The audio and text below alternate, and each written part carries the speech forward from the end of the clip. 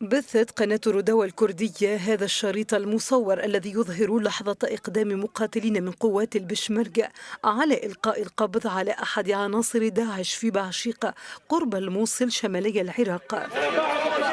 الشريط المصور يظهر المقاتلين الأكراد وهم يصوبون بنادقهم نحو الرجل الملتحي الذي كان أعزلا.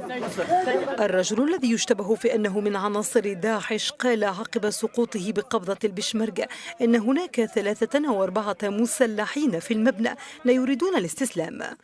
من جهة أخرى قتل 8 أشخاص على الأقل وأصيب 6 آخرون بجروح بينهم نساء وأطفال في هجوم انتحاري تبناه تنظيم الدولة الإسلامية في محافظة كربلاء جنوب بغداد. وتتواصل المعارك العنيفة وسط قصف مكثف بين القوات العراقية ومسلحي تنظيم الدولة الإسلامية في أحياء تقع شرق الموصل لليوم الثالث على التوالي.